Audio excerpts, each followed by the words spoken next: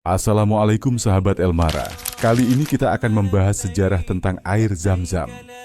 Di tengah padang pasir tandus Mekah, ada sebuah sumur yang hingga kini tak pernah kering, yaitu Zam-Zam.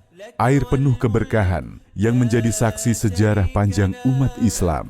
Kisahnya bermula ribuan tahun lalu, ketika Nabi Ibrahim alaihissalam atas perintah Allah meninggalkan istrinya Hajar dan bayi kecilnya Ismail di sebuah lembah gersang, tanpa tanaman dan tanpa sumber air.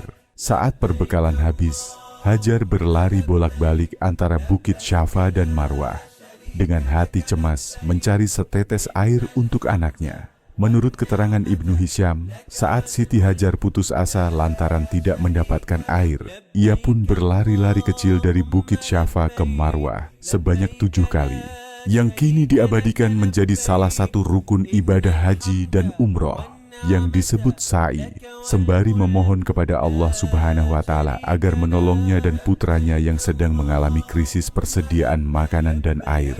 Allah Subhanahu wa Ta'ala pun mengutus malaikat Jibril untuk melakukan misi penyelamatan bagi keduanya, sehingga kaki Ismail terlihat menginjak-injak tanah dan kemudian muncullah air. Sedangkan Siti Hajar saat itu mendengarkan suara air seperti binatang buas yang membuatnya ketakutan.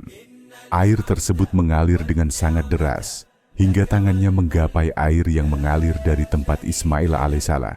Kemudian air inilah yang akhirnya diketahui dengan nama air Zam-Zam. Dari situlah nama air Zam-Zam berasal. Sejak saat itu, sumur Zam-Zam menjadi sumber kehidupan di tengah padang pasir.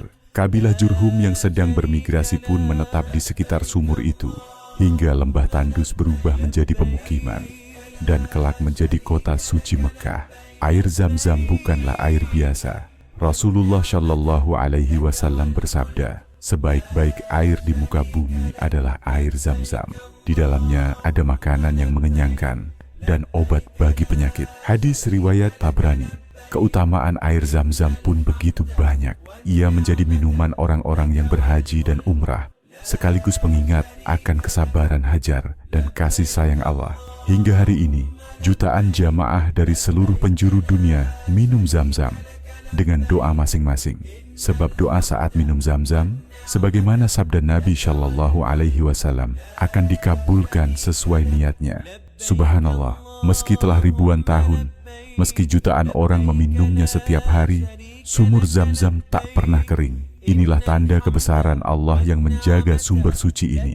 Maka, setiap kali kita meneguk air Zam-Zam, ingatlah kisah iman dan tawakal seorang ibu bernama Hajar.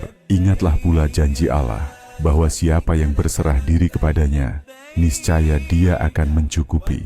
Semoga kita semua berkesempatan untuk meminum air Zam-Zam langsung di tanah haram dan merasakan keberkahan yang dirasakan para tamu Allah. Amin ya Rabbal Alamin.